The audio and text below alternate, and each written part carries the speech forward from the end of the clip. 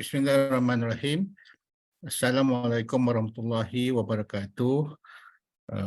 Dan selamat sejahtera, salam Malaysia Madani. Alhamdulillah, kita sekali lagi dapat jumpa dalam sesi CDL Connecting Dot Learning online Kluster Institut Pendidikan Guru IPG. Alhamdulillah pada petang ini kita ada pembentang iaitu Encik Mubin Muhammad Noor dari Institut Pendidikan Guru kampus Ipoh. Dan seperti biasa, slot petang ini kita akan bahagian kepada dua bahagian. Bahagian pertama kita mulakan dengan snippet dan akan disusuli dengan pembentangan oleh Encik Mubin bin Muhammad Noor. Baik, untuk snippet akan disampaikan oleh yang berbahagia Datuk Dr. Mahendra Singh. Baik, untuk tidak melengahkan masa, saya dengan ini mempersilakan Datuk Dr. Mahendra Singh untuk memulakan acara snippet kita pada petang ini. Dipersilakan, Datuk. Terima kasih dan selamat petang dan selamat sejahtera kepada semua yang dapat bersama pada hari ini. Tuan-tuan dan puan-puan, tajuk yang saya pilih hari ini adalah Every Teacher Matters. Selalunya kita dengar ungkapan bahawa every child matters, no child left behind. Tapi kalau kita tak mau no child left behind and every child matters, maka kita perlu mendahulukannya dengan every teacher matters. Pendidik itu adalah amat penting dan dalam organisasi kita, sudah pastinya setiap kita mempunyai branding kita sendiri, cikgu-cikgu ya. Kita ada cop-cop kita sendiri pada dahi. Kita dikenali dengan branding yang berbeza. Ada yang hebat mengajar dari segi perspektif mengajar PDP dalam matematik. Ada yang hebat dalam sukan, selain daripada mengajar dalam kelas, ada yang hebat boleh menjadi juru acara dan sebagainya. Cikgu ni dia ada kehebatannya sendiri. So every teacher matters to the organisation. Mereka sama penting. Tidak ada seorang guru yang lebih penting daripada yang lain. So ada banyak penulisan juga tentang every teacher matters. Kalau ada peluang, tuan-tuan dan puan-puan boleh baca buku atau jurnal dan sebagainya tentang tugas guru ni. Kalau kita sentiasa dilayani secara positif, imej kendiri kita akan positif juga. Imej kendiri bergantung kepada dalam situasi di sekolah kita, how we are treated. So we must be treated with mutual respect. Pihak pemimpin dengan guru, guru dengan pemimpin, dengan staff, sokongan, dengan kontraktor yang bersihkan sekolah, dengan pihak yang kantin, dengan pihak security dan sebagainya. It's the whole warga ya. So seorang individu jika dilayani secara terpuji dan dihormati, dia akan melihat dirinya secara positif ke arah prestasi kerja yang tinggi. Tanpa diberitahu, if you have given people that kind of vibe, V-I-B-E, vibe itu ya, maka mereka akan sentiasa positif. And you have won half the battle already. Dan kalau perkara ini sentiasa berlaku, maka anda akan memenangi peperangan. If you have won the battle, then you can win the war. The war to get everyone committed. So, to get everyone committed, first you must make them like themselves and you must like them without fear or favor. Next slide please, Azwani. So, jika positif, mereka akan hasilkan tahap yang tertinggi dari segi productivity, dari segi output, dari segi accountability, dari segi prestasi kerja. If they are treated positively. Dan productivity boleh bermakna dari pelbagai segi. Dari perspektif prestasi murid dan juga sumbangan untuk sekolah. Dan apakah output umpamanya menghasilkan modul-modul dan sebagainya. Dan accountability mengambil tanggungjawab secara serius. dan memastikan lekuk prestasi kerja itu sentiasa ada lekuk yang baru. Minggu lepas kalender akademik bermula, maka anda sudah pun mula melakari satu lekuk prestasi yang baru.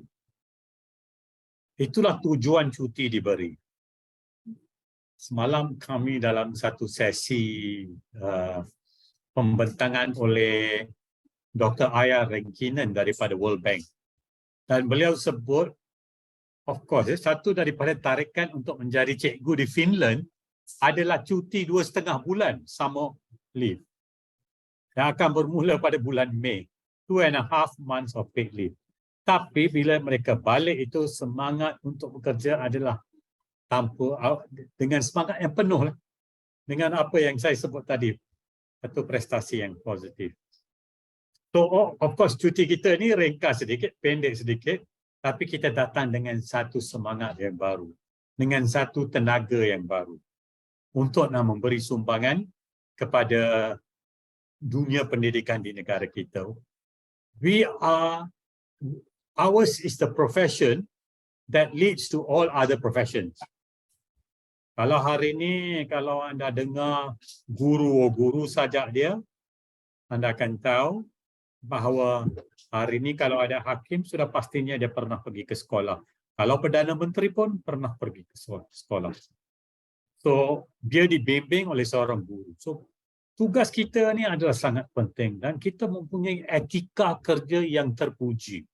Kita mempunyai profesionalisme yang terpuji. We are very professional. I must say that dalam servis saya dapati kita ni adab kita pun adab dalam banyak profession. Saya tahu adab guru ni adab yang terpuji. 99% lah. Mungkin 1% saja. Tapi kalau tidak, we have adab yang terpuji. Etika yang terpuji. We treat our colleagues dengan profesionalisme, dengan adab yang tertinggi. That's very important. So please carry on. Di luar sana, kita menghormati satu sama lain. Kita memberi yang positif vibe itu supaya kita mempunyai image kendiri yang positif. Image kendiri yang positif itu sangat penting di mana juga kita kerja. Next slide please. Saya dah sebut tadi, setiap guru ada kehebatan niche yang tersendiri. Kehebatan dia sendiri. Everyone matters. Every teacher matters. Selain daripada keterampilan generik. Apa itu keterampilan generik? PDP, kita punya core business. Everyone must teach, no compromise. Jangan masuk kelas, duduk sembang aja. Tengok handphone. Dan kena jawab ya satu hari nanti dengan Tuhan. You have to answer. If you shortchange your students, you have to answer one day. And I pause so that you can reflect, everyone there, and your friends can reflect.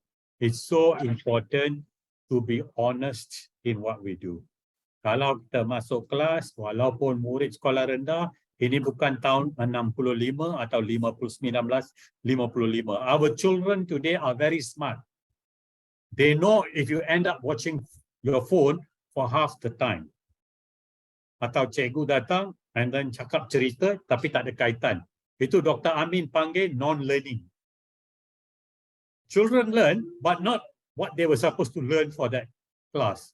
They learn something else. That's called non-learning. Dan saya pernah sebut juga, schooling is not equal to learning. Ada ramai pergi ke sekolah tapi tak belajar. So something tak berlaku dengan betul.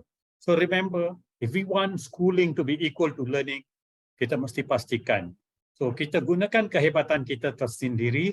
Selain daripada branding atau niche kita, jangan lupa keterampilan generik kita perlu kuat juga. Perlu hebat. That's our core business, PDP. So, kalau dalam kumpulan kita hari ini ada pengetua, guru besar, terima kasih kerana pengurus yang cemerlang, mereka akan menerima setiap staf tanpa syarat. Sebab kita berbeza manusia, our DNA is different. Seorang hebat, seorang di tengah hebat, seorang ni bawah hebat. So kita kena synergize, cari keseimbangan kehebatan-kehebatan ini. It's not easy. Saya pernah dalam organisasi di mana ada staf 300 orang, 200 orang pensyarah. It's not easy. So kita kena ada unconditional acceptance dengan setiap Memangnya dalam mana-mana organisasi secara kebangsaan, peringkat di Malaysia atau di luar negara pun, perkara ini adalah perkara yang biasa. So di situlah kecekapan pengurus bagaimana nak mendapatkan yang terbaik daripada setiap staf kita tu. Kita terpaksa gunakan pelbagai pendekatan. That is why it is not easy to be a leader or a manager atau untuk jadi PGB. Memangnya bukan mudah. It's a great big challenge. So ingat, hidup kita jangan kita bersara sebelum kita sepatutnya bersara. Do not retire before you retire. Kalau ada start yang ada 3 tahun lagi, oh saya 3 tahun lagi saya akan bersara. But that's, you see, not very good for your positive mindset. You only retire when you retire, hari terakhir. Kalau tidak sampai hari itu, you must always give your 100% or 110%. I put this title of a book, Colors of My Life. Mr. Chi Hee-seng was my science teacher dan beliau menulis buku ni. Always a fantastic science teacher, very much in demand. Dan very interesting bila baca buku beliau. Dan selepas bersara, beliau diminta buka tuition center kerana nak bantu. Cara mengajar dia itu memang hebat dan murid tertarik. It's not wrong. You know, kalau anda boleh membawa satu perbezaan kepada hidup anak murid kita, why not? Next slide, please. Mr. Chi sekarang ada dekat Ipoh Perak, dah bersara. So jangan lupa, kita boleh dapat ilmu daripada pelbagai sumber. I cannot hand you experience, even though I have 40 years of experience, daripada tahun 1980 sampai saya bersara 2019. All of you have your experience. You can share your experience, yes. Tapi anda tidak boleh beri seperti secara tangible. But, kita boleh beri buku kepada seorang yang lain. Kita boleh beri makalah kepada seorang yang lain. Kita boleh adakan perbincangan profesional. Kerana pengalaman itu kita sendiri patut alami. Baru ia dipanggil pengalaman. Dan ingat, seperti biasa, buku adalah beban latihan minda kita. Books are the training weights of the mind. If a child can't learn the way we teach, maybe we should teach with the way they learn. Itu saja daripada saya pada hari ini. Minggu depan saya ada tajuk baru dan saya akan sebut tentang digital detox. Macam mana kita nak jauhi diri daripada gadget-gadget untuk masa-masa yang ringkas. Okay, thank you very much. Saya serahkan kembali kepada Puan. Baik, terima kasih Datuk Dr. Mahendra Singh atas perkongsian snippet yang amat menarik tadi. Semoga apa yang dikongsikan oleh Datuk dapat kita manfaatkan dalam kerja buat kita seharian. Baik, kita akan teruskan dengan sesi yang kedua, iaitu bersama dengan pembentang kita pada hari ini, iaitu Encik Mubin bin Muhammad bin Makno. Baik, sebelum saya serahkan kepada Encik Mubin, saya bacakan dulu biodata ringkas penceramah kita pada petang ini. Baik, Encik Mubin bin Makno merupakan penolong ketua jabatan di Jabatan Perancangan Penyelidikan dan Inovasi Institut Pendidikan Guru Kampus Ipoh. Beliau merupakan anak kelahiran Kepala Batas Pulau Pinang, ya. Mempunyai kelayakan Masters in Education, sarjana pendidikan, dan merupakan seorang yang pada saya amat berpengalaman lah, ya, mempunyai tempoh ataupun pengalaman berkhidmat selama lebih daripada 31 tahun, ya, di pelbagai peringkat, sekolah rendah, di peringkat sekolah menengah dan juga di peringkat Institut Pendidikan Guru, ya. Baik, beliau merupakan seorang yang aktif, ya, dalam penyidikan dan juga penulisan, ya. Sehubungan dengan itu, beliau terlibat dengan pelbagai kerja seperti Ketua Penyelidik Geran Penyelidikan FRGS, ya, kemudian editor review board, Journal International Academic Research yang berpangkalan di Pakistan, ya, perunding eksekutif, plan strategik, plan strategi Institut Pendidikan Guru Kampus Ipoh, ya, dan banyak lagi lah, ya, terlibat sebagai penulis buku, ya, dan juga sebagai penerbit lagu. Kehebatan beliau adalah dalam bidang muzik. Ya. Baik, pada petang ini Encik Mubin akan berkongsi dengan kita tajuk pendidikan muzik, ya, pendidikan muzik dalam pemupukan budaya perpaduan di Malaysia. Jadi untuk tidak melengahkan masa, saya serahkan terus pada Encik Mubin bin Makno untuk teruskan atau memulakan ceramah beliau pada petang ini. Jadi persilakan Encik Mubin. Terima kasih kepada Dr. Muhammad Ali tadi atas beberapa penerangan tentang diri saya, Dr. Ali. So pada petang ini saya ucapkan Assalamualaikum warahmatullahi wabarakatuh dan salam sejahtera kepada semua yang berada dalam talian pada petang ini. Dan tajuk kita pada petang ini adalah pendidikan muzik dalam pemupukan perpaduan di Malaysia. Jadi seperti yang anda tahu, pendidikan muzik adalah salah satu daripada subjek yang ada di dalam arus teras di sekolah rendah dan juga ada juga terdapat di sekolah menengah. Jadi pendidikan muzik ini antara yang telah pun berada daripada tahun 1980-an lagi apabila diperkenalkan di KBSR pada waktu itu. Namun begitu, saya akan tayangkan slide saya lah untuk menerangkan lebih jelas kepada saat kita berkongsi bersama-sama pada petang ini. Okey, jadi seterusnya bagi petang inilah seperti yang tuan-tuan dan puan-puan tahu, pada petang ini saya menerima jemputan daripada Dr. Hadi bagi CDL Hands-on Online Session siri ke-12 ini bertajuk yang saya sebutkan tadi, pendidikan muzik dan pembukaan budaya perpaduan di Malaysia. Jadi pertama kita akan pergi kepada sejarah pendidikan muzik di Malaysia. Jadi dalam sejarah pendidikan muzik di Malaysia ini, kita akan melihat daripada skop saya letakkan di situ adalah saya gunakan ataupun sumbernya daripada buku yang ditulis oleh bekas pensyarah saya juga semasa saya mula belajar pendidikan muzik di Maktab Perguruan Ilmu Khas pada waktu itu pada tahun 1990-an. Ya, apabila antara pensyarah-pensyarah saya waktu itu adalah Johami Abdullah. Ya, jadi di antara buku pendidikan muzik yang boleh tulis ini, iaitu pendidikan muzik semasa ini yang telah dibahagikan kepada beberapa kita katakan fasal dalam sejarah pendidikan muzik di Malaysia ini, iaitu daripada zaman sebelum merdeka lagi sehingga mencapai kemerdekaan dan seterusnya, bagaimana pendidikan muzik itu telah mengalami perubahan. Jadi seperti yang tuan-tuan dan puan-puan tahu, apabila kita memasuki zaman penjajahan pada waktu itu, apabila British pada tahun 1816 apabila Penang Free School telah dibuka pada masa itu dan telah pihak British telah membawa bersama elemen-elemen, kita katakan elemen-elemen kurikulum yang dibawa daripada negara luar untuk dibawa untuk kepada sistem pendidikan kita di Malaysia.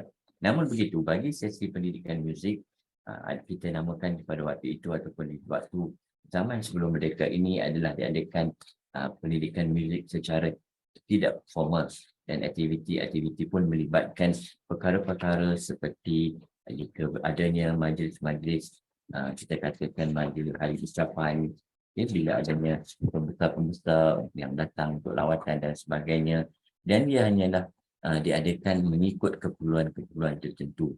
Dan ini selalunya bertumpu kepada sekolah-sekolah vernacular lah, ya, sekolah-sekolah Inggeris vernacular yang terletak di bandar-bandar. Jadi pada waktu itu pendidikan muzik agak jarang ataupun kurang diperolehi di sekolah-sekolah Melayu, Cina dan juga India pada waktu itu.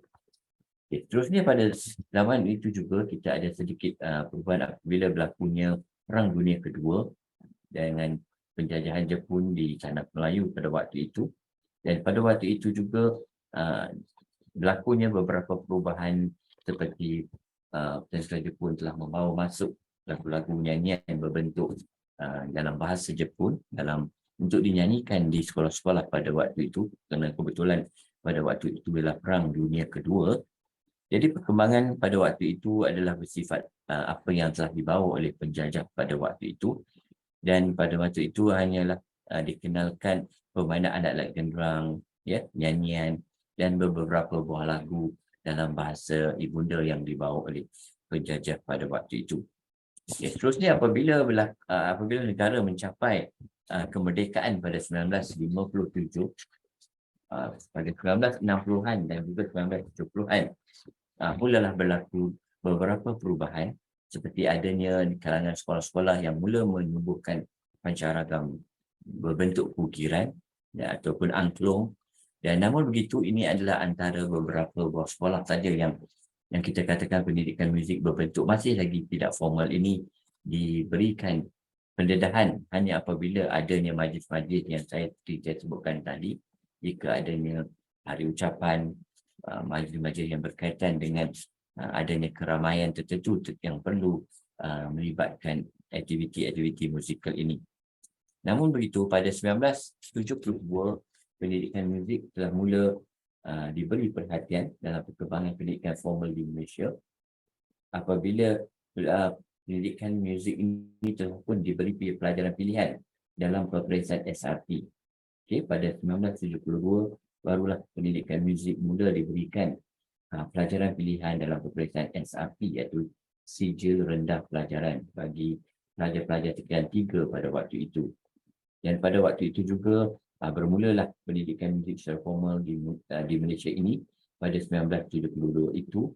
Dan namun begitu, dia tidaklah menyeluruh lagi pada waktu itu, kerana ia masih bersifat di sekolah-sekolah yang terletak di bandar-bandar besar dan melibatkan beberapa buah sekolah yang mempunyai kemampuan untuk mengadakan kelas-kelas pendidikan muzik ini.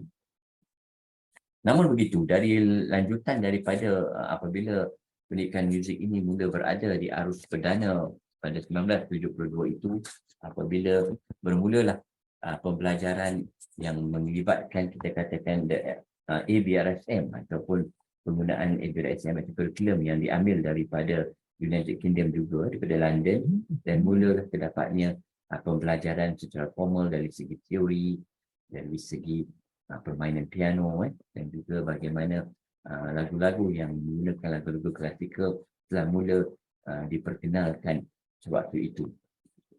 Termasukkan muzik tempatan pada waktu itu, pada peperiksaan yang saya sebutkan tadi, SRP ataupun sijil rendah pelajaran ini masih lagi pada peringkat yang kita katakan masih lagi baru pada waktu itu. Namun begitu, antara titik tolak yang mula menjadikan pendidikan formal mula berada di dalam arus perdana apabila guru-guru mula telah diberi, guru-guru yang ada ataupun ambilan-ambilan guru yang telah diambil pada tahun 1959 oleh di Maktab Perguruan Ilmu Khas Kuala Lumpur, telah memulakan fungsinya untuk melatih guru-guru dalam bidang-bidang khas, terutamanya pendidikan muzik. Jadi ini antara titik tolak di antara bagaimana arus pendidikan muzik ini mula dibawa masuk ke dalam kurikulum pendidikan di Malaysia ini. Dan pada yang ketara sekali, apabila bermulanya daripada situlah peningkatan mula berlaku pada tahun 1983 apabila perkembangan KBSR ataupun diperkenalkan KBSR ataupun kurikulum baru sekolah rendah pada waktu itu, di mana terdapatnya pendidikan muzik sebagai salah satu subjek dalam teras bagi pengajaran KBSR itu, bermula pengambilan yang agak ramai bagi mengisi kekosongan guru-guru untuk diberi latihan untuk menjadi guru-guru pendidikan muzik di sekolah-sekolah di Malaysia. Dan daripada situ juga bermulalah kita katakan guru-guru mula ditempatkan pada waktu itu, kebanyakan yang menjadi guru-guru beredar. Guru beredar mungkin ada 3 buah sekolah atau 4 buah sekolah dalam seminggu yang perlu guru-guru muzik ini hadir bagi mengisi kekosongan di sekolah-sekolah, sama ada sekolah SRJKC, SK dan juga sekolah SRJKT, bagi mengisi kekosongan tersebut. Jadi memula dari situ juga berlakulah rentetan daripada itu, bagaimana dari skop pendidikan formal mula mendapat perhatian dan seterusnya tertubuhnya institusi-institusi formal yang seperti yang anda semua tahu pada 1984 apabila Institut Teknologi Mara iaitu ITM di Shah Alam telah memulakan kursus diploma bagi pendidikan muzik ini. Jadi di antara itu seperti itu ada beberapa universiti turut terlibat dalam memperkenalkan pendidikan muzik secara formal dan memberi peluang kepada mereka yang berminat dalam pendidikan muzik untuk terus mengalami ataupun mempelajari teknik-teknik atau sistem pendidikan muzik yang lebih formal. Justru itu daripada itu juga, namun begitu pada waktu itu masih lagi pendidikan muzik berlatar belakangkan pendidikan muzik daripada negara luar, iaitu elemen-elemen yang saya sebutkan tadi, ABRSM, sama ada keadaan itu diambil daripada kurikulum luar ataupun menggunakan daripada Yamaha Music yang menggunakan daripada elemen daripada negara Jepun sebagai salah satu daripada sistem kurikulum bagi mendapatkan sijil-sijil, sama ada dalam piano, sama ada dalam kita katakan suatu itu keyboard ataupun organ dan sebagainya. Begitu juga dalam permainan brass dan sebagainya yang dikuasai oleh kurikulum luar pada waktu itu. Jadi perkara-perkara ini mengibatkan juga jika mereka yang berminat hanya masih dikuasai oleh mereka yang berkemampuan, apabila untuk mendapatkan pelajaran formal ini memerlukan sumber kewangan yang agak tinggi bagi mendapatkan sijil-sijil ini dan juga mempelajari di sekolah-sekolah muzik yang disediakan oleh pihak swasta ini. Justru itu mengambil kira daripada keadaan itu, berlakulah perkembangan yang ketara apabila sukatan pelajaran di Malaysia telah diubah pada waktu itu dan ramai juga di antara pendidik-pendidik muzik yang telah pun dihantar ke luar negara di Amerika dan juga di United Kingdom bagi mempelajari pendidikan muzik, dan seterusnya mereka ini telah membawa perubahan kepada sistem pendidikan muzik yang ada pada hari ini apabila banyak di kalangan mereka yang telah mengembangkan skop pendidikan muzik dan tidak hanya terbatas kepada sekolah-sekolah swasta ini jika dahulu dimonopoli oleh sekolah-sekolah swasta untuk mendapatkan sijil-sijil ABRSM untuk kelayakan tertentu, dan akhirnya mereka ini telah memberikan fenomena baru dalam pendidikan muzik apabila terlahirnya KBSR, KSSR ya, dan seterusnya. Begitu juga apabila di peringkat sekolah menengah terdapatnya sekolah-sekolah rintis pada mulanya itu yang telah pun diberikan peluang untuk mengambil peperiksaan pendidikan muzik hingga ke peringkat SPM. Dan pada hari ini perkembangan itu telah dilanjutkan lagi dengan tertubuhnya sekolah-sekolah seni seperti di Johor Bahru, Kuala Lumpur, di Perak dan juga di Sarawak, dan beberapa sekolah seni yang mungkin saya tak sebut di sini, yang telah menunjukkan bahawa terdapatnya satu arus pendidikan muzik itu yang kita katakan begitu ketara untuk disalurkan kepada pelajar-pelajar yang berbakat dan mempunyai potensi besar dan juga mempunyai dinamik ataupun boleh berjaya dalam pendidikan muzik itu sendiri. Itu sebab sedikit tentang sejarah pendidikan muzik di Malaysia daripada awal. Yang ada juga yang saya ambil daripada sumber daripada buku pendidikan muzik semata oleh Johanny Abdullah ini. Okay, seterusnya kita pergi kepada kenapa disebutkan pendidikan muzik. Seperti tuan-tuan dan puan dengar tadi, apabila kita dengar daripada sejarah perkembangan, apabila pendidikan muzik itu sendiri pada mulanya dimainkan secara tidak formal di peringkat sekolah ataupun di peringkat yang biasa tadi, hanya melibatkan apabila adanya majlis-majlis tertentu. Namun begitu, faktor-faktor yang disebutkan tadi, terdapatnya juga sekolah-sekolah yang memang mempunyai pasukan-pasukan choir, pasukan-pasukan pancaragam yang memang telah pun terdapat bagi sekolah-sekolah yang saya sebutkan tadi di kawasan bandar. Jadi apabila tertubuhnya pasukan choir, angklung ataupun pasukan pancaragam ini, terdapatnya elemen perpaduan yang jelas di antara mereka. Apabila terdapatnya kalangan di antara pelajar-pelajar itu yang terdiri pada berbilang kaum yang ada yang telah pun menyertai bersama aktiviti-aktiviti musikal ini di tingkat sekolah. Dan seperti yang tuan-tuan dan puan-puan tahu, elemen perpaduan adalah formula tepat ke arah kejayaan negara kita Malaysia ini.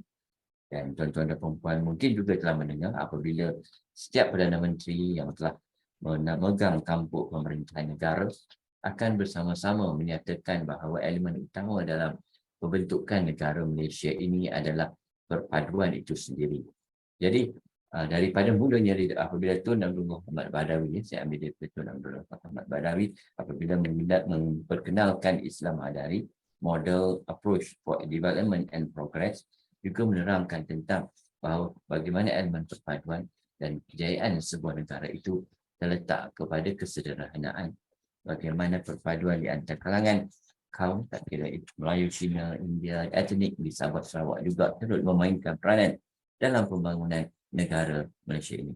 Seterusnya beralih kepada Perdana Menteri yang seterusnya juga terus menekankan kepada aspek satu Malaysia dan dengan jelas bahawa elemen perpaduan antara keutamaan yang diberi kepada sebuah negara yang mempunyai etnik yang pelbagai, berbilangan bangsa seperti Malaysia ini sebagai salah satu asas ataupun pegangan utama dalam pembentukan masyarakat ataupun keamanan yang terus diterokai ataupun dikekalkan bagi sebuah negara yang bernama Malaysia ini. Dan bagi tuan-tuan dan puan-puan yang mungkin seperti yang disebut tadi oleh pembentang pertama kita tadi, bahawa beliau telah pun berada lebih kurang 40 tahun dalam sistem pendidikan yang telah melalui proses yang begitu panjang, dan perpaduan yang telah meletakkan kita pada hari ini boleh mengalami suasana keharmonian, suasana kemakmuran, bagaimana kita boleh hidup dengan aman damai di dalam sebuah negara yang bernama Malaysia ini, dan juga aspek pendidikan muzik antara elemen-elemen ataupun di antara pemumpukan perpaduan yang utama yang secara tersirat yang tanpa disedari, walaupun kadang-kala elemen pendidikan muzik ini tidak begitu tertonjol di dalam arus perdana, namun yang tersirat membentukkan akademisi seorang pelajar itu, sama ada dia boleh berbakat, mempunyai kreativiti, tidak hanya berpandukan akademik, tetapi beliau pelajar yang dibangunkan itu mempunyai pelbagai kecerdasan, dan ini adalah baik bagi pembentukan keadaan persekitaran pada dunia hari ini yang memerlukan insan-insan ataupun mereka yang berkemahiran ataupun memiliki kemahiran insaniah yang baik. Seterusnya apabila berlaku lagi perubahan, kita ada kewawasan kemakmuran bersama 2030 dan asas utama masih lagi mengekalkan perpaduan. Justru itu apabila kita bertukar lagi kerajaan pada waktu itu, kita telah mendapat keluarga Malaysia. Keluarga Malaysia turut juga menekankan aspek perpaduan, dan akhir sekali ialah Malaysia Madani yang terkini juga meletakkan bahawa perpaduan adalah segala-galanya dalam pembentukan sebuah negara Malaysia ini, dan perpaduan di antara kaum dan merupakan jati diri antara rakyat kita yang memainkan peranan dan juga cerminan yang baik akan membantu dalam progres ataupun pembangunan negara pada masa yang akan berterusan. Dan kepada mungkin ada mereka yang masih lagi dalam mungkin di kalangan yang berada di Institut Pendidikan Guru, mereka yang akan bakal keluar dan akan memasuki sistem pendidikan, elemen utama apabila anda berada di sekolah adalah elemen perpaduan, dan anda perlulah berterima kasih kepada mereka yang telah pun berada lama di dalam sistem ini, yang telah membantu sistem pendidikan ini sendiri, akhirnya membantu perpaduan, dan hingga hari ini anda semua dapat berada di dalam satu persekitaran yang amat damai, aman, dan anda menikmati kemakmuran yang dihasilkan dalam sebuah negara yang bernama Malaysia ini. Okey, seterusnya saya pergi. Apakah yang disebutkan tadi, kenapakah kepentingan perpaduan itu? Negara kita Malaysia adalah sebuah negara berbilang kaum, seperti yang nyatakan tadi. Sekolah adalah institusi dalam pembentukan perpaduan, dan ini telah dinyatakan oleh Hossein Onn 1962, iaitu pendidikan di sekolah sebagai faktor tunggal yang paling penting untuk integrasi dalam kompleks kaum, agama dan budaya tanah Melayu. Jadi seperti yang anda semua ketahui, di sekolahlah bermulanya aktiviti sosial di antara anak-anak yang berbagai bidang, sama ada bangsa Cina, Melayu, India, dan etnik-etnik lain untuk bersama-sama mengenali bahawa di sinilah terdapatnya pelbagai budaya, pelbagai agama, pelbagai tingkah laku dan pelbagainya yang berbeza, dan perpaduan yang akan memastikan negara aman dan makmur. Jadi apabila negara memerlukan pendidikan yang tunggal dalam integrasi kompleks kaum, agama dan budaya, pendidikan muzik memainkan peranan yang penting dalam menyatukan ataupun menyemaikan semangat perpaduan ini. Seperti yang saya nyatakan tadi, bagaimana proses perpaduan itu sendiri melalui aktiviti-aktiviti musikal seperti choir, permainan recorder bagi peringkat sekolah rendah, permainan genderang ataupun aktiviti pendidikan muzik dalam kelas sendiri. Apabila berlakunya permainan genderang ataupun alat-alat perkusi, permainan keyboard dan sebagainya, mereka telah disatukan dengan pelbagai jenis alat, pelbagai jenis bangsa, pelbagai jenis lagu, dan mereka akan memainkan mengikut notasi yang sama, chord yang sama, dan akhirnya akan menghasilkan satu irama yang harmoni, dan mereka dapat berdisiplin dari segi situ. Di situ dapat menyemai perasaan disiplin diri, kepercayaan dan menghormati antara satu sama lain, di mana mereka tidak mementingkan permainan mereka saja, tetapi sebaliknya mendengar juga daripada permainan yang dimainkan oleh rakan-rakan mereka. Jadi tidak langsung yang saya sebutkan tadi, jelas sekali bahawa pendidikan muzik itu sendiri adalah mencerminkan apa yang tersirat apabila melalui permainan itu sendiri terlahirnya perpaduan, terlahirnya satu budaya, terlahirnya satu intrinsik ataupun nilai-nilai murni yang boleh membantu dalam integrasi antara kaum, agama dan budaya tanah Melayu. Jadi dalam kompleks ini, secara tidak langsung apabila dalam pendidikan muzik, apabila dimainkan lagu-lagu daripada budaya, sama ada daripada Melayu, lagu-lagu tradisional, sama ada mungkin juga ada lagu-lagu dalam rentak ataupun lagu-lagu dalam bentuk Cina ataupun etnik-etnik daripada ataupun India ataupun etnik daripada Sabah dan Sarawak. Dari secara tidak langsung permainan-permainan ini akan mencerminkan mereka mengetahui bahawa elemen-elemen budaya itu terdapat dalam skop perpaduan ataupun skop budaya bangsa yang ada di dalam Malaysia ini. Dan mereka akan saling menghormati, mereka tidak akan menyakiti, akan mengguris hati apa kita katakan antara kaum yang ada. Yang ini penting dalam skop hari ini apabila dunia cyber yang sangat besar dan luas ini, bila-bila masa boleh berlakunya situasi yang tidak dijangka, apabila berlakunya perkara-perkara yang boleh diviralkan, dengan cepat akan berlakunya ketegangan dan sebagainya. Dan usaha ini adalah mulai satu titik tolak mungkin juga pendidikan muzik yang kita namakan dapat memupuk perpaduan secara tersirat di peringkat sekolah-sekolah rendah lagi, dan mungkin juga pada peringkat sekolah menengah melalui aktiviti-aktiviti yang dirancangkan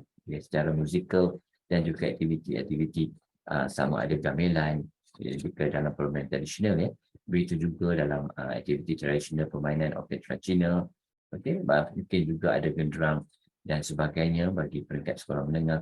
Dan ini semua adalah faktor-faktor yang menyumbang ke arah kejelitan di antara lain-lain kaum ini untuk berdapat bersama-sama menghayati bahawa mereka tinggal dalam sebuah negara yang begitu kaya dengan budaya, kaya dengan adat resam dan juga warisan yang perlu mereka teruskan pada masa-masa akan datang, kerana Malaysia perlu terus berada di landasan yang betul pada tahun-tahun yang akan terus berlalu ini, kerana masih lagi panjang perjalanan kita ini.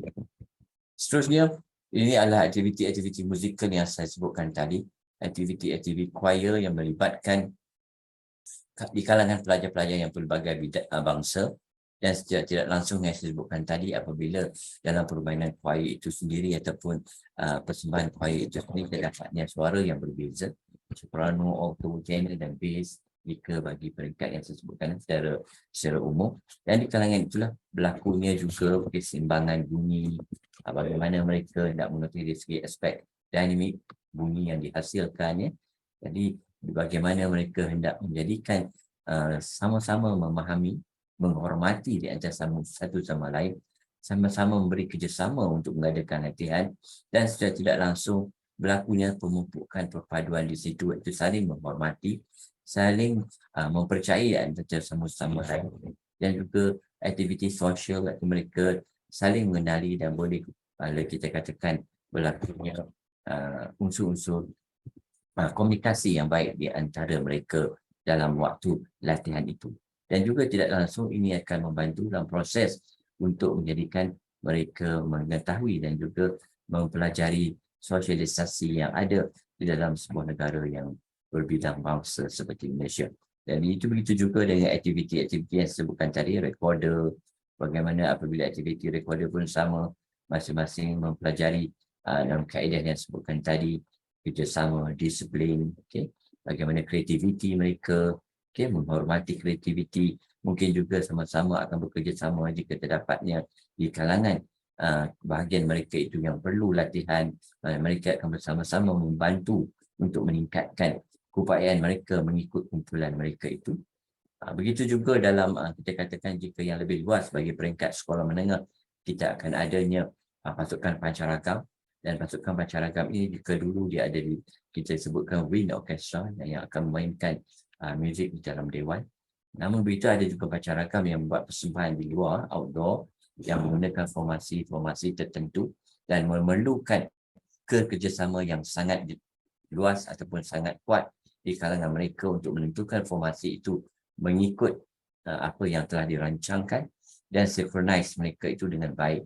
Jadi di sini akan menunjukkan lagi berlakunya kerjasama dari segi pembangunan fizikal pelajar itu, dari segi kesefahaman mereka, ketoleransi antara mereka, dan bagaimana formasi-formasi ini akan dihasilkan dengan begitu unik sekali, dan akhirnya akan menunjukkan bagaimana kecantikan ataupun keunikan persembahan itu sendiri daripada segi pergerakan disulami dengan permainan alat muzik, dan juga terdapatnya berbagai-bagai drum major dan sebagainya yang memberikan satu idea yang baik kepada mereka pada masa depan untuk bekerjasama, memberi panduan, berdisiplin, dan akhirnya mereka secara tersirat akan mengetahui bahawa elemen-elemen muzik ini membantu mereka untuk mendisiplinkan diri, berusaha kuat untuk benang dan sebagainya, dan juga mereka tahu bahawa elemen-elemen ini antara yang membantu mereka untuk mengenali antara satu sama lain.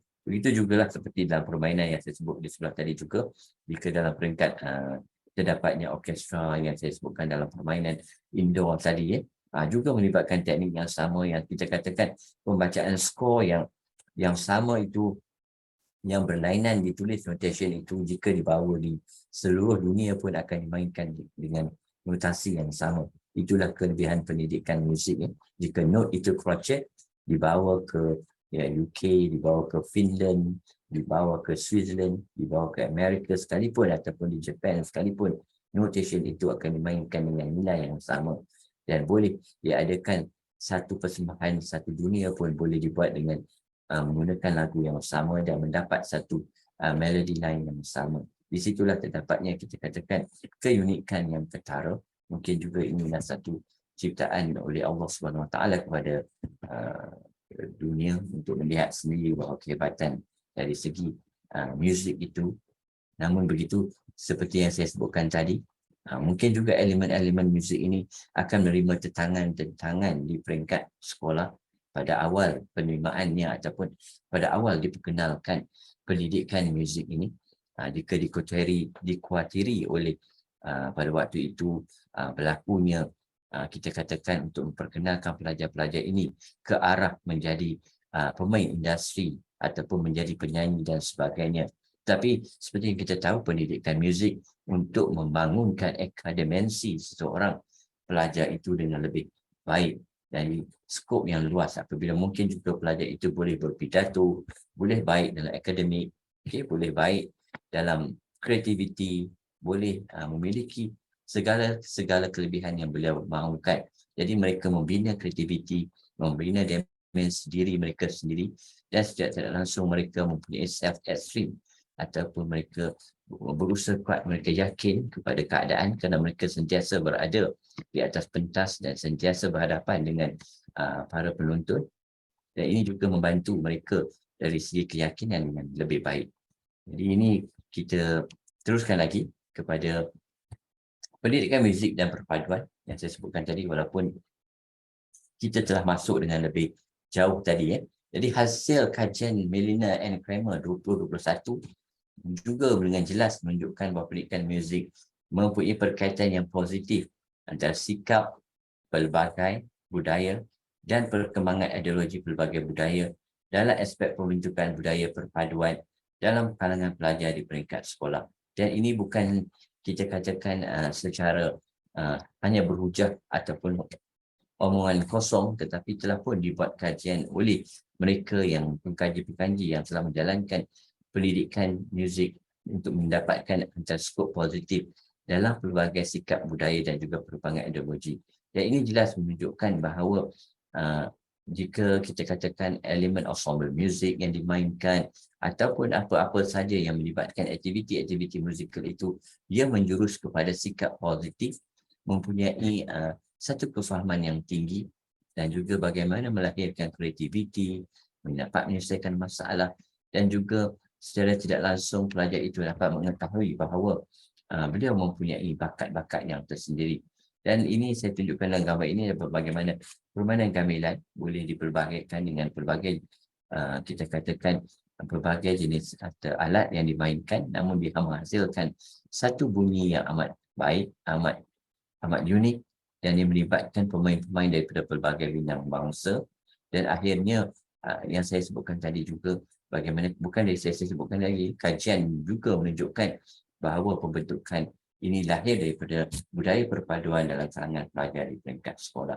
Jadi apa yang cuba diberikan ialah pendidikan muzik itu sendiri dengan jelas bahawa secara tersirat, kerana ini kadang-kadang tidak nampak dengan kita punya fizikal, bahawa kerana perpaduan itu sendiri dia wujud dalam abstrak bagi diri masing-masing, tetapi jalinan yang ada melalui aktiviti-aktiviti ini secara tidak langsung membentuk satu perpaduan dan juga kejelitan dan juga kesefahaman di antara pelajar-pelajar yang berbilang bangsa ini.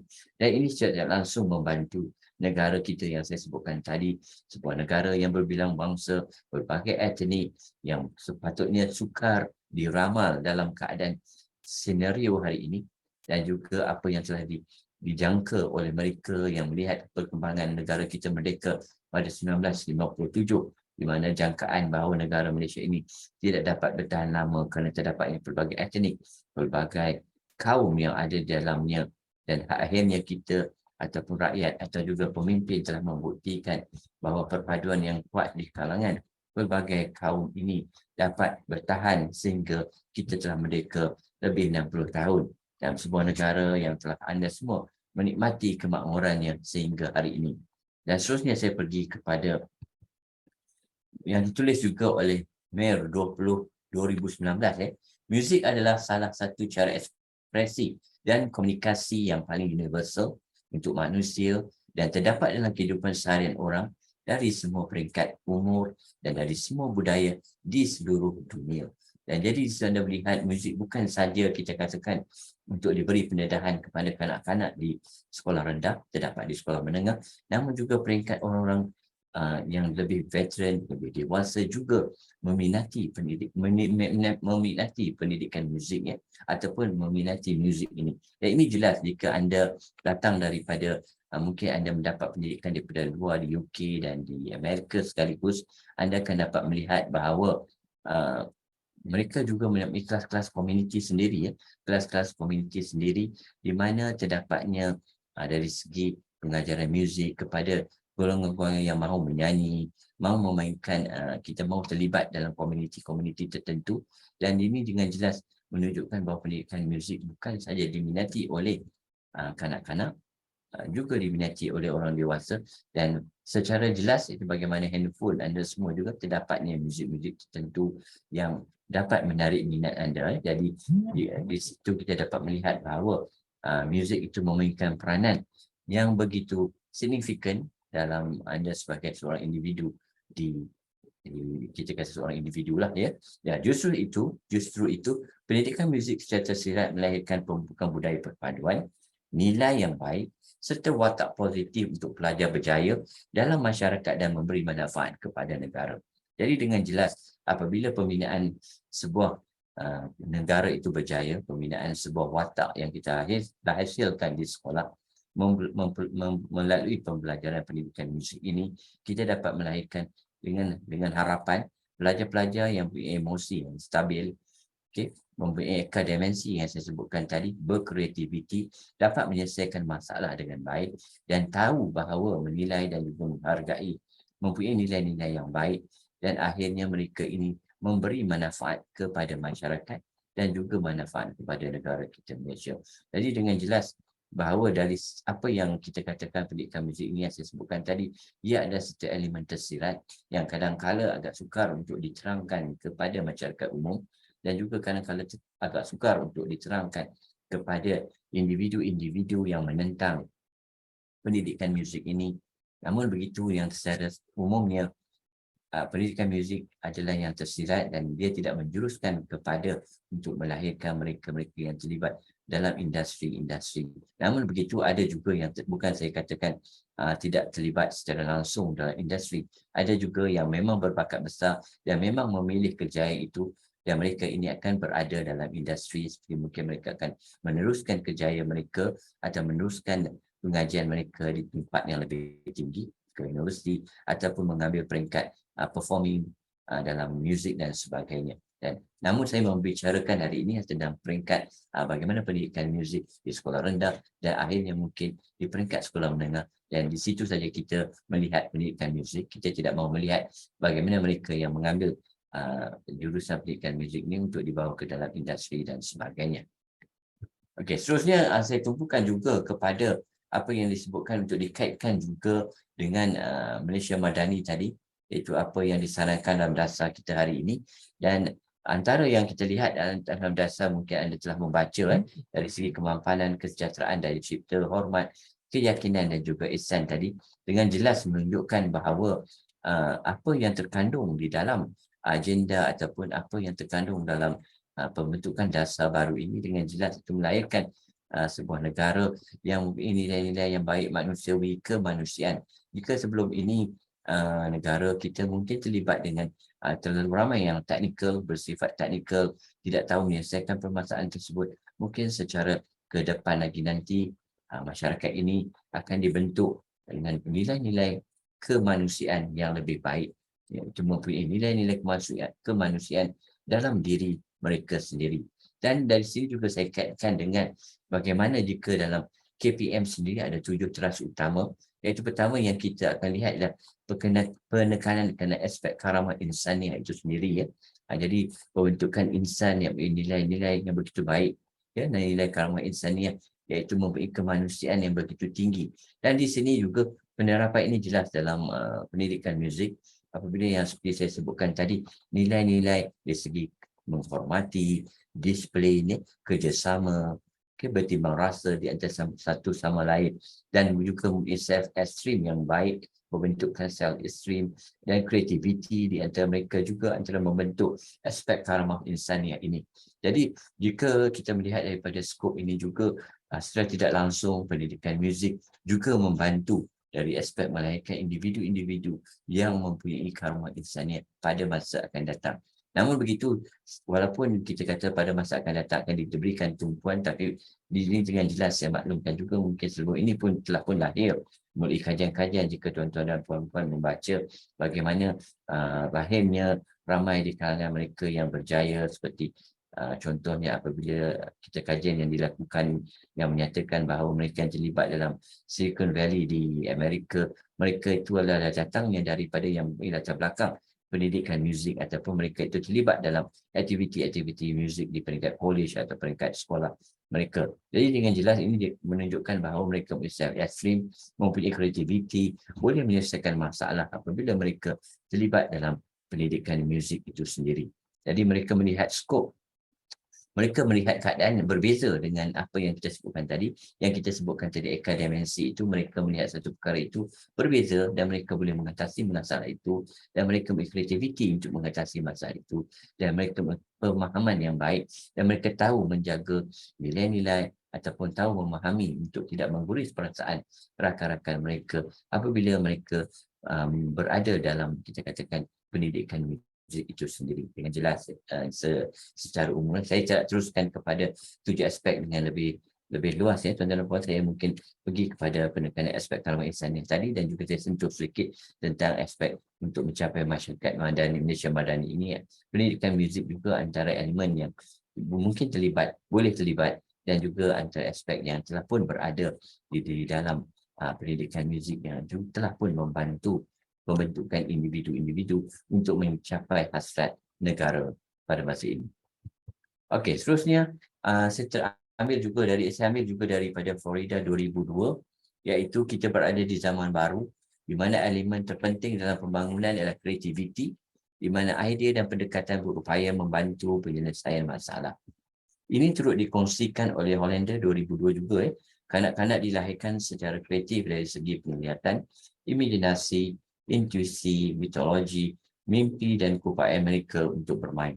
Jadi ini dengan jelas juga bahawa yang saya sebutkan tadi, apabila kajian yang dilakukan juga oleh mereka pada tahun 2002 ini, apabila zaman ataupun dalam persekitaran hari ini dan senario hari ini, pembangunan kreativiti amat penting dan pembangunan kreativiti jugalah yang berupaya untuk membantu penyelesaian masalah yang kita sebutkan tadi, bagaimana pembentukan kemahiran insaniah tadi. Kreativiti penyelesaian masalah kita berlaku dalam sekitar hari ini apabila berlakunya kemurungan dan sebagainya, itu dengan harapan pendidikan muzik ini dapat membantu mereka di peringkat awal untuk memahami dan juga mendapat nilai-nilai yang baik. Seterusnya dapat mengetahui bagaimanakah idea-idea untuk penyelesaian masalah itu boleh dibuat melalui pendekatan-pendekatan tertentu, dan mereka ini telah pun didedahkan dengan pendidikan muzik. Dan tidak langsung mereka ini adalah seperti kita tahu mempunyai penglihatan, imajinasi, intuisi, metodologi dan mimpi dan kemahiran mereka untuk bermain dalam keadaan yang saya sebutkan tadi. Mereka memang telah pun diberi peluang dan mereka akan boleh mencuba untuk menjadi seorang pemain muzik yang baik sebenarnya.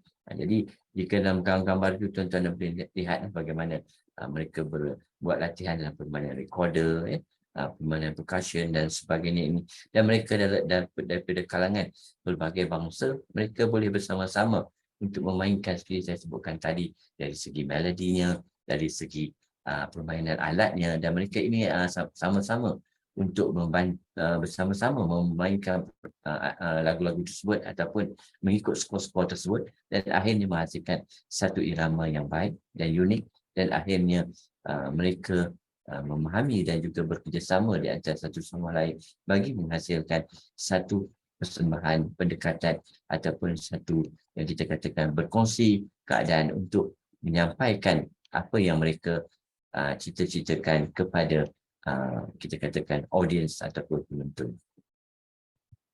Dan akhirnya pendidikan muzik bersaing dengan mata pelajaran lain dalam kurikulum Malaysia.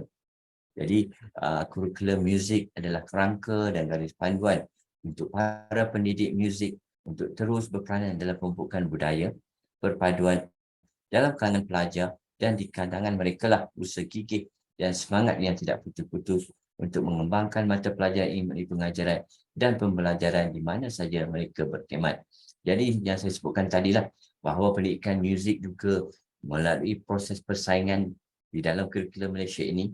Jika pada tahun 1983, sebab tu saya mula berkhidmat pada 1991, kami diberi selama 1 jam seminggu untuk pendidikan muzik daripada tahun 1 hingga tahun 6. Tetapi apabila berlakunya perubahan, kurikulum pendidikan muzik ini telah berubah atau pendidikan muzik telah pun pada 30 minit dan pendidikan seni 30 minit, dan persaingan ini akan terus bersaing jika pendidik-pendidik muzik yang mula berada ataupun telah pun berkhidmat dan akan berkhidmat perlu terus menyokong pendidikan muzik, terus perlu menguatkan semangat jika untuk kita katakan untuk membawa cabaran pendidikan muzik ini untuk terus berada dalam arus perdana.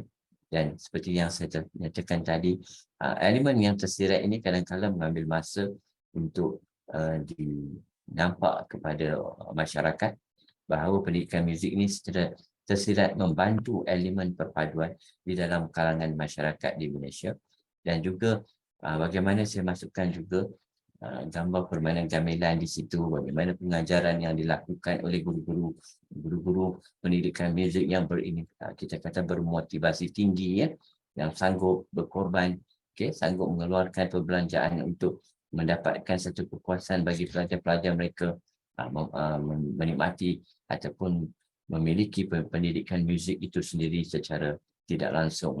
Jadi kita boleh lihat juga kepada bagaimana saya letakkan juga di situ ialah The Beatles, bagaimana The Beatles telah menguasai dunia pada 1960-an sehingga hari ini mereka terus kita katakan lagu-lagu mereka evergreen, daripada zaman 1960-an hingga sekarang, tidak kira anak muda, veteran dan sebagainya mengenali The Beatles dengan lagu-lagu mereka. Begitulah kita harapkan kepada pendidik muzik yang akan keluar nanti dan juga yang berada di dalam sistem pada hari ini untuk terus kita katakan kekal dan tegar untuk menghadapi suasana yang begitu mencabarlah bagi pendidikan muzik, dan mereka perlu berusaha untuk berada untuk terus menjalankan aktiviti-aktiviti bagi menarik perhatian dan juga menarikkan pelajar-pelajar itu untuk menyertai mereka untuk bersama-sama dengan mereka dalam arus, kita katakan arus pendidikan muzik itu sendiri, tak kira daripada kelas hadapan ataupun belakang, kerana kadang-kadang kelas-kelas yang di belakang ini, pelajar-pelajar itu perlukan sesuatu yang berbeza agar mereka tidak cicir ataupun keciciran dalam arus kita kata persekolahan mereka, mungkin dapat menarik minat mereka untuk hadir ke sekolah apabila terdapatnya aktiviti-aktiviti musikal ini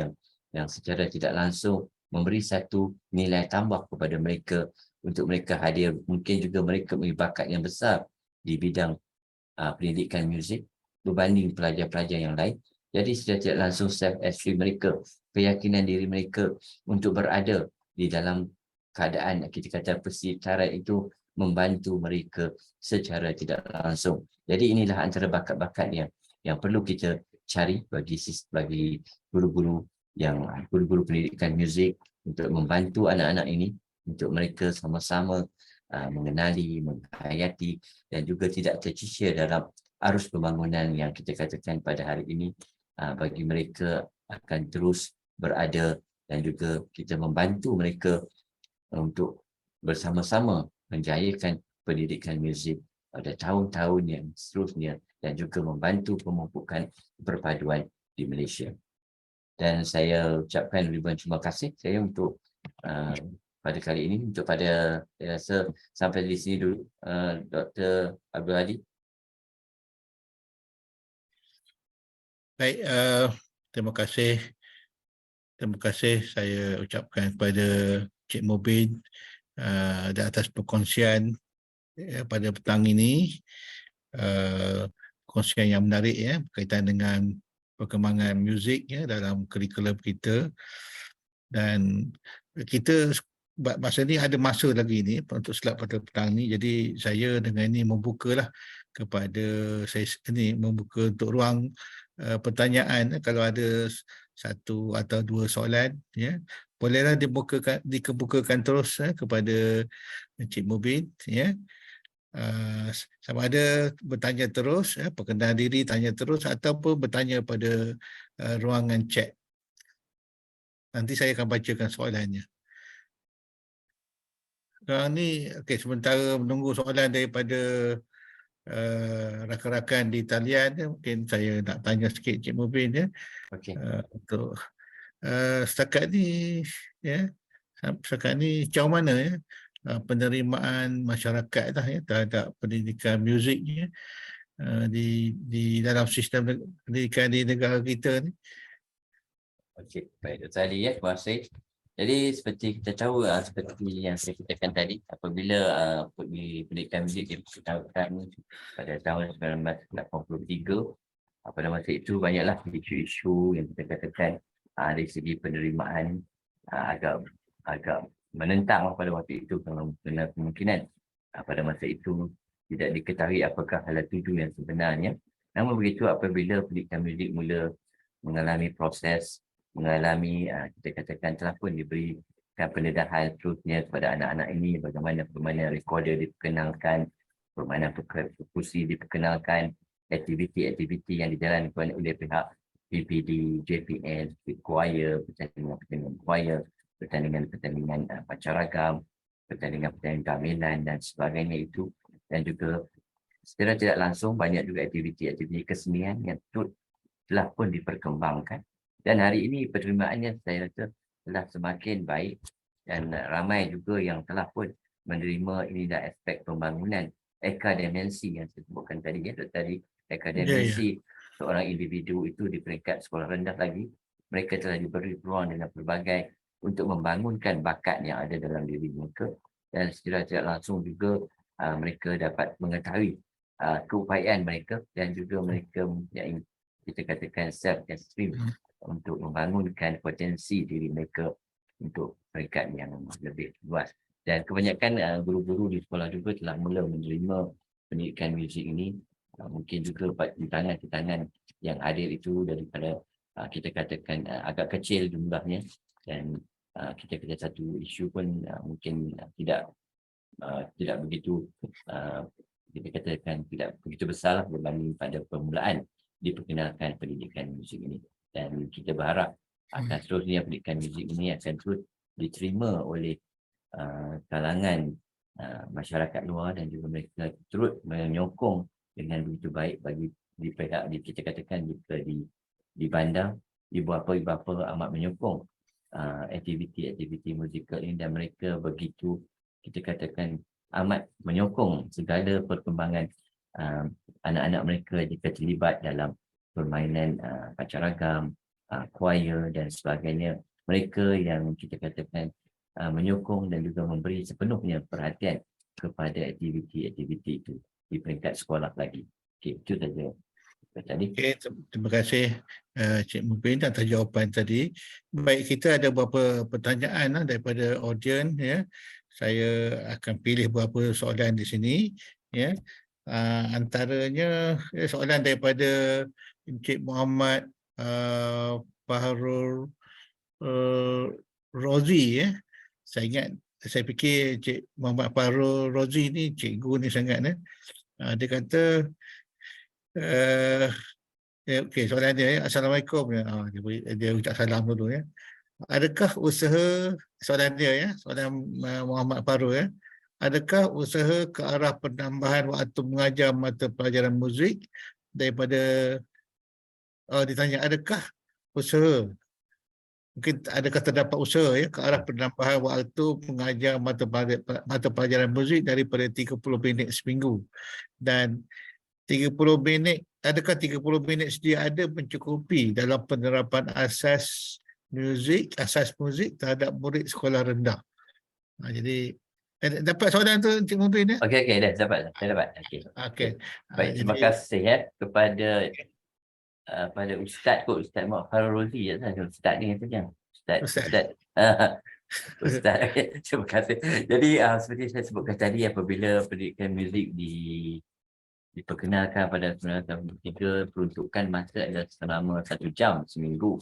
Jadi apabila persaingan berlaku, saya sebutkan tadi, pendidikan muzik juga mengalami persaingan-persaingan, dan hari ini pendidikan muzik telah dikurangkan kepada 30 minit seminggu.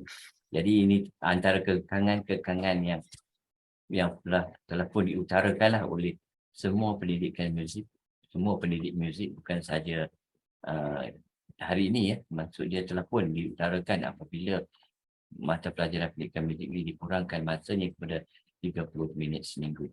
Jadi dari segi itu kita harapkan memanglah ramai guru kata tidak sempat untuk memberikan penerapan asas terhadap pelajar-pelajar sekolah pada waktu itu, dan juga apa yang perlu dicadangkan adalah bagaimana guru itu sendiri terpaksa menggunakan elemen kreativiti guru itu sendiri bagi menyediakan, kita katakan, jika tak dapat pun mungkin juga perlu menyediakan penerapan asas itu. Diharapkan pelajar-pelajar itu dapat mempelajarinya di luar waktu persekolahan ataupun di luar waktu kelas itu sendiri. Namun begitu berlaku je kekangan-kekangan ini kerana kita tahulah tidak semua pelajar itu yang bersedia untuk menerima dalam kita katakan untuk pengajaran yang mungkin diberi sewaktu di luar bilik darjah itu. Namun begitu kita harapkan mungkin juga di kalangan mereka ini ada yang mungkin dapat menerima, dan apabila guru masuk ke dalam kelas dapat menerapkan elemen asas terhadap murid sekolah rendah itu.